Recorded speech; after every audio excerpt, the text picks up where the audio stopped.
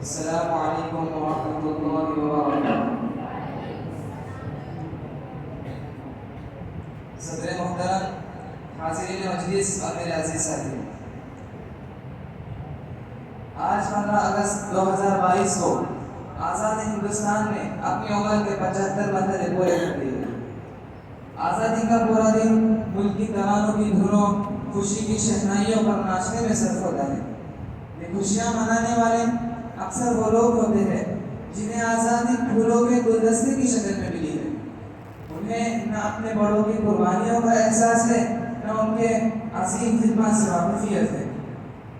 میرے دوستوں، جو قوم اپنے ماضی سے ہٹ جاتی ہے، اس کا وجود و حیثیت ایک قوم کے صفحہ ہستی سے مٹ جاتا ہے، کیونکہ اس کے امتیازات، اس کے خصوصیات و کمالات، غیرت و خودداری کے جذبات اور عظمت و شرافت کا جو سرچشمہ تھا، جب اس سے رشتہ ٹوٹ گیا تو اس کی رگوں میں وہ گند گھول کہاں سے آئے گا جو اس کے جسم میں زندگی کی توانائیاں اور اپنے عزت و اقتدار پر کٹ مرنے کا حوصلہ اور جذبہ پیدا کرتا تھا۔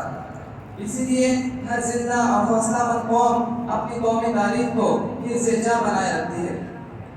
مسلمان ہندوستان میں تاریخ کے جس دور میں آئے، اس وقت یہاں کا ماحول اور حالات آج سے زیادہ امید افزا نہیں تھے، لیکن وہ حالات اور ماحول کی شکایت میں نہیں لگ گئے، بلکہ خود عزم و ہمت کو ہم کتاب لے کر انہوں نے حالات کو سازگار بنایا۔ اپنی عظمت و شرافت، اصول پرستی، عدل و مساوات اور انسانیت نوازی کے کارناموں سے یہاں کے لوگوں کو روشناس کرایا۔ اپنے بلند اخلاق، رواداری کے مخلصانہ جذبات کا مظاہرہ کر کے اتنا متاثر کیا کہ ہندوستان کی سرزمینیں ان کے لیے اپنے آغوش محبت کھول دی اور ان کو عزت و احترام کے بلند مقام پر بٹھایا۔ تاریخ کی ایک لمبی مسافت ہے جو ہم نے اس سرزمین میں عظمت و سربلندی کے لہرائے ہوئے پرچم کے سائے میں دیکھی ہے۔ یہاں کی گلریز وادیوں نے ہمارے پاؤں چھوئے اور سبلاق پہاڑوں نے جھک کر ہمارے قدموں کو بوسے دیے۔ میرے دوستوں اور عزیز ساتھیوں، ہندوستان ایک بہت بڑے عرصے تک مسلمانوں کے قبضے میں رہا ہے اور مسلمانوں نے بڑے شان و شوکت سے ہندوستان میں حکومت کی ہے۔ ہندوستان میں مغلوں کا دور حکمرانی تاریخ ہند کا ایک شاندار واقعہ ہے۔ سرزمین ہند کے چپا چپے پر مغلوں کے پرشگوہ دور حکمرانی کے انمٹ نشان آج بھی ہم کو اپنا پرشگوہ ماضی یاد دلاتے ہیں۔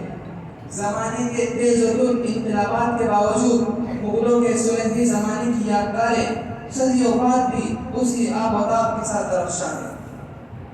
دلی کی جامع مسجد، لال قلعہ، آگرہ کا تاج محل سرزمین ہند میں سلاطین مغلیہ کے تعمیری کارناموں کا جیتا جاگتا ثبوت ہے۔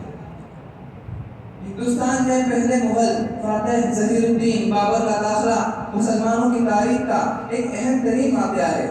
یہ ایک تاریخی حقیقت ہے کہ اگر خانوادہ تیموری کا یہ مہم پسند سلطان ہندوستان کا رخ نہ کرتا تو ہندوستان میں مسلمانوں کا گزشتہ 100 سالہ اقتدار ہمیشہ کے لیے ختم ہو جاتا۔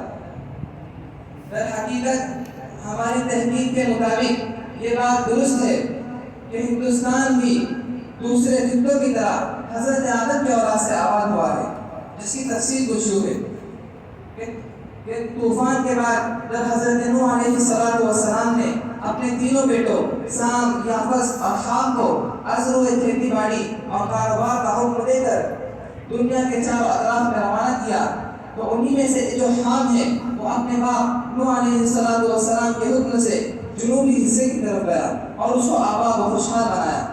حام کے 6 بیٹے تھے، ہند، سندھ، حبش، افرنگ، ہرمز اور اویا۔ ان سب بیٹوں کے نام پر ایک شہر آباد ہوا۔ حام کے سب سے مشہور بیٹے ہند نے ملک ہندوستان کو اپنایا، جس کی بنا پر اس کا نام ہندوستان رکھا گیا۔ ہندوستان پر سب سے پہلے حکومت کرنے والا کوئی اور نہیں، ایک مسلمان ہی تھا جس کا نام کشن تھا۔ یہ وہ شری کرشن نہیں ہے بلکہ یہ حام کے پوتوں میں سے ایک شخص تھا جس کو ہندوستان والوں نے اس کی بہادری اور مردانگی کے پیش نظر اپنا فرما روا منتخب کیا تھا۔ اسی طرح کئی عرصے تک حکومت چلتی رہی اور پھر بعد میں چل کر ان میں بے دینی آنے لگی۔ جس کی وجہ سے ان کے عقیدے بگڑ گئے۔ پھر کئی سالوں تک غیروں نے ہندوستان پر حکومت کی، لہذا اس کے بعد 352 ہجری میں محمود غزنوی نے ہندوستان کا رخ کیا، اور یہی وہ مرد کار ہے جس نے اسلام کے کئی اس ملک کو فتح کیا اور شمال سے لے کر جنوب تک اسے زیر سلطنت کیا، اور ہندوستان کے راجاؤں کی پارٹیوں اور لشکروں کو شکست فاس دی۔ اس کے 150 سال کے بعد سلطان شہاب الدین غوری نے ہندوستان پر لشکر کشی کی، اور یہی وہ عظیم سپہ سالار ہے جس کی بدولت ہندوستان میں مسلمانوں کے قدم مستحکم ہو گئے اور ان کی ایک پائیدار حکومت قائم ہو گئی۔ شہاب الدین غوری نے اپنے بعد اپنے غلام قطب الدین کو اپنا خلیفہ بنایا، اور ان کے بعد ان کے غلام شمس الدین خلیفہ ہوئے، اور 87 سال تک ان غلاموں کی حکومت مسلسل قائم و دائم رہی۔ اس دوران ایسے حکمراں تخت خلافت پر جلوہ افروز ہوئے ہیں جن سے تاریخ کو چار چاند لگے۔ بالآخر شاہان غلامان کی حکومت کا تختہ پلٹ گیا اور حکومت کی باغڈور خلجیوں کے ہاتھ میں آئی۔ 31 سالوں کے بعد خلجیوں کے زوال کا بھی فیصلہ ہو گیا اور آل تغلق ان کے وارث ہوئے۔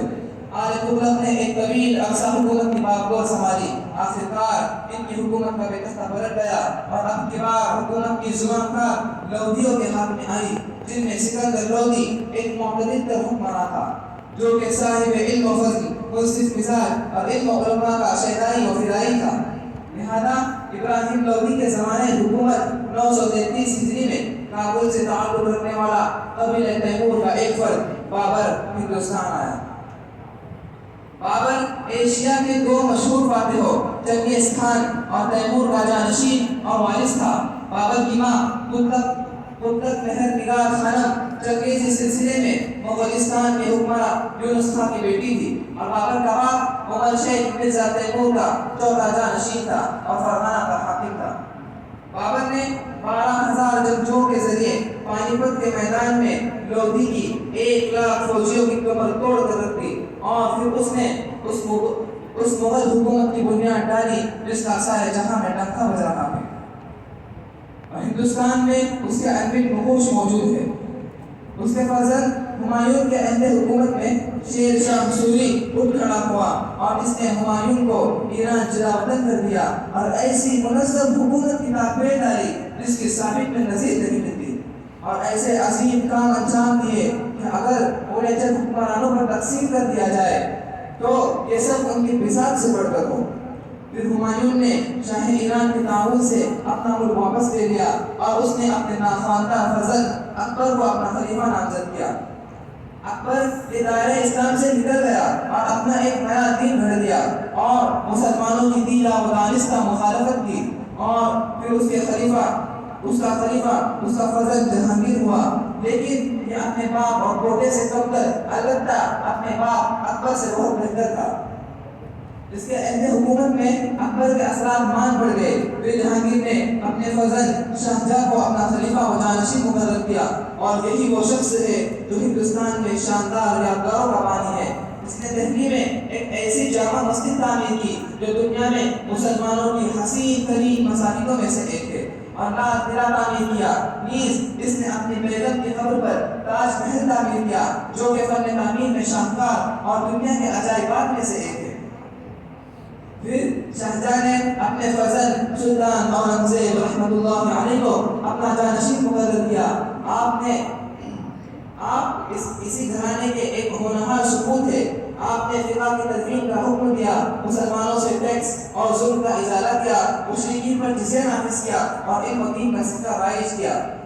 لیکن آپ کے خلیفہ عقیل اور سیاست کے سلسلے میں نااہل ثابت ہوئے اور ان کے اخلاق بہت زیادہ بگڑ گئے۔ پھر 1151 ہجری کو نادر شاہ ایران سے ہندوستان آیا اور ایسی قتل و غارت گری کی کہ صرف دہلی شہر میں مقتولین کی تعداد 1,00,000 سے زائد پہنچ گئی۔ 3 دنوں کے بعد اس نے اپنی تلوار نیام میں رکھی، پھر بھی اہلیان دہلی اور مسلمان ہوش میں نہیں آئے۔ نتیجتاً مراٹھا اور سکھ ان پر یک بار کی ایسے ٹوٹ پڑے جیسے بسیار خور پلیٹ پر ٹوٹ پڑتے ہیں۔ ہر دن غارت گری، لوٹ کھسوٹ، اہانت و جلاوطنی کا بازار بند ہوتا۔ بے شمار بستیاں اجڑ گئی، بہت سے مساجد جن میں کثرت سے اللہ کا نام لیا جاتا اور اللہ کی سزائے گزشتی تھی انہیں منہدم کر دیا گیا۔ مسلمان ان کے مقابلے کی طاقت نہ لا سکے، ان کے دلوں میں بزدلی، خوف اور دہشت سرایت کرایا۔ اس نازک موڑ پر اللہ نے اس ملت ہند پر رحم فرمایا اور 1174 ہجری میں احمد شاہ ابدالی کو افغانستان سے بھیجا۔ وہ پانی پت کے میدان میں مراٹھوں سے سب آرام ہوا اور تقریباً ان میں سے 2 لاکھ کو موت کے گھاٹ اتار دیا اور ان کی ایسی کمر توڑی کہ پھر کبھی وہ سر نہ اٹھا سکے۔ میرے دوستوں اور ساتھیوں، لہذا 1498 ہجری میں 1498 عیسوی میں واسکو ڈی گاما کی قیادت میں پرتگال کے ملاحوں نے پہلی مرتبہ ہندوستان کی سرزمین میں قدم رکھا اور ساحلی مقام کالیکٹ میں اپنی تجارتی سرگرمیوں کا آغاز کیا۔ پھر اس بہانے پرتگیزیوں نے جنوبی ہند کے ساحلی علاقوں پر قدم جمانے شروع کر دیے اور جو بھی ان کے توسیع پسندانہ عزائم کے درمیان رکاوٹ بنا اسے انہوں نے بہت ہی بے دردی سے عشق ستم بنایا۔ پہلے ہند میں قرضداری اور لوٹ مار کا وہ بازار بند کیا کہ پہلی سفر پرخطر بن گیا۔ جس علاقے میں انہیں اقتدار حاصل ہوا وہاں انہوں نے لوگوں کو جبرن عیسائی بنا دیا۔ پادریوں کے نام نہاد دارالمزار جا بجا قائم کیے جو اپنے مخالفوں کے لیے بدترین اور وحشتناک سزائیں تجویز کرتے تھے۔ پرتگیزوں کی دیکھا دیکھی یورپ کے دیگر ممالک بھی ہندس و تمام سے مغلوب ہو کر دولت سمیٹنے کے لیے سونے کی چڑیا کہے جانے والے ہندوستان کی طرف متوجہ ہوئے۔ چنانچہ انگلستان کے 101 تاجروں نے 30,000 پاؤنڈ کے سرمایہ جمع کر کے ایسٹ انڈیا کمپنی کے نام سے ایک کمپنی بنائی اور 1101 عیسوی میں اس کے جہاز پہلی مرتبہ ہندوستان روانہ کیے گئے۔ انہوں نے اپنا بڑا مرکز بنگال کو بنایا۔ یہیں سے ہندوستان میں انگریزوں کی آمد شروع ہوئی اور تجارت کی آڑ میں وہ اپنی فوجی طاقت بھی رفتہ رفتہ ہندوستان منتقل کرتے رہے۔ اس دوران یہ لوگ شاہان مغلیہ کے دربار میں بھی جا پہنچے اور اپنے کو محض تاجر ظاہر کر کے بادشاہ سے پروانہ امن حاصل کیا اور رفتہ رفتہ اپنے پاؤں مضبوط کرتے رہے۔ لیکن سلطان اورنگزیب عالمگیر رحمۃ اللہ علیہ کی وفات یعنی 1707 عیسوی تک مغلیہ حکومت مضبوط ہونے کی وجہ سے انگریزوں کو باقاعدہ کوئی کامیابی نہ مل سکی۔ اورنگزیب عالمگیر رحمۃ اللہ علیہ کی وفات کے بعد جب دہلی کا مرکز کمزور پڑ گیا اور صوبہ جات میں طوائف الملوکی کا دور شروع ہوا تو اب ایسٹ انڈیا کمپنی نے اپنے بال پر نکالنے شروع کر دیے، جس کا پہلا افسوسناک سانحہ 1757 عیسوی میں پلاسی کے میدان میں رونما ہوا جب بنگال کے نواب سراج الدولہ کی فوجیں اپنوں کے درپردہ سازش کا شکار ہو کر ایسٹ انڈیا کمپنی کی مٹھی بھر منظم فوج کے مقابلے میں شکست سے دوچار ہو گئی اور اس طرح بنگال میں کمپنی کی عملی حکومت کا راستہ صاف ہو گیا۔ اس دور میں کمپنی کے ارباب حل و عقد نے بنگال کی ہنرمند آبادی پر جو مظالم ڈھائے ہیں اور جس طرح انہیں لوٹا گھسوٹا گیا ہے وہ ہندوستان کی تاریخ کا سیاہ ترین باب ہے۔ پھر بتدریج کمپنی کی حکومت کا دائرہ بڑھتا رہا۔ اکثر عمرا اور نواب اپنی آپسی چپقلش کی بنا پر ایسٹ انڈیا کمپنی سے مصالحت پر مجبور ہو گئے اور آخر میں صرف ایک بہادر اور نڈر جرنیل سلطان ٹیپو شہید رہ گیا تھا، مگر وہ بھی جب 1799 عیسوی میں انگریزوں کے مقابلے میں یہ کہتے ہوئے شہید ہو گئے کہ شیر کی زندگی کا ایک لمحہ لیڈر کی 100 سالہ زندگی سے بہتر ہے۔ تو انگریز فوج کے کمانڈر لارڈ ہاس نے سلطان شہید کی لاش دیکھ کر بے اختیار کہا تھا کہ آج سے ہندوستان ہمارا ہے۔